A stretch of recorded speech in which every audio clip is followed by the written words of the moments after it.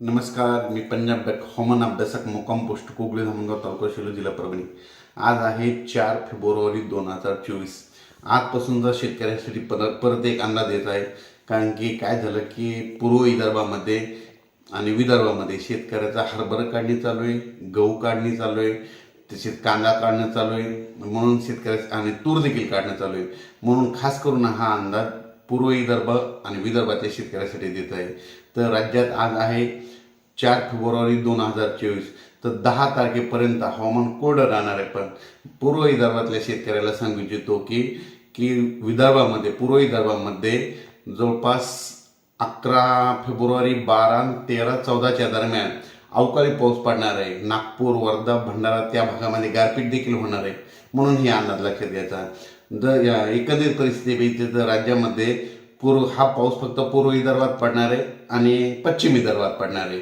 म्हणजे या दोन भागामध्ये पडणार। पूर्व विदर्भात 6 जिल्हे, पश्चिम विदर्भात 5 जिल्हे। म्हणून हे केवळ फक्त अंदाज पूर्व विदर्भ आणि पश्चिम विदर्भाच्या शेतकऱ्यांसाठी लागू होत आहे।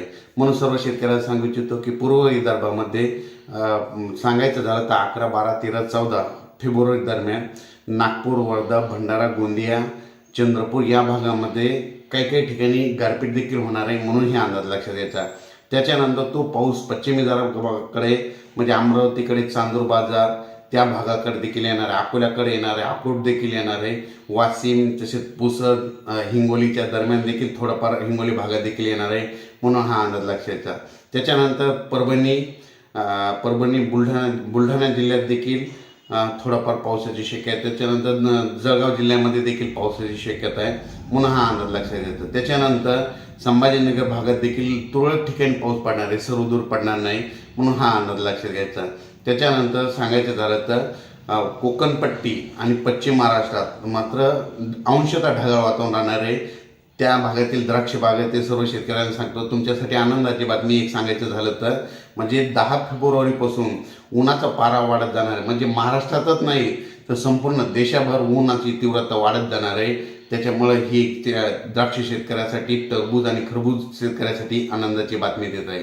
कारण की उन्हाचा पारा 10 तारखेनंतर वाढणार आहे। फक्त राज्यामध्ये 11 फेब्रुवारीपासून पूर्व विदर्भ आणि पश्चिम विदर्भातच अवकाळी पावसाची शक्यता आहे आणि उर्वरित मराठवाडा आणि तसेच मराठवाड्यामध्ये अंशतः ढगाळ वातावरण राहणार आहे। म्हणून हे अंदाज लक्षात द्यायचा।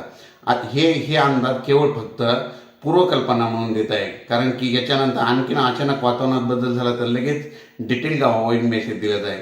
पण तरी पण पूर्व विदर्भातल्या वर्धा, नागपूर, भंडारा, गोंदिया, अमरावती या चांदूर बाजार या शेतकऱ्यांनी काय करायचं, आपली तूर गहू असेल तर झाकून ठेवण्याची तयारी ठेवायची। कारण की 11 ते 14च्या दरम्यान त्या भागामध्ये अवकाळी पाऊस येणार आहे। म्हणून हे अंदाज लक्षात घ्यायचा।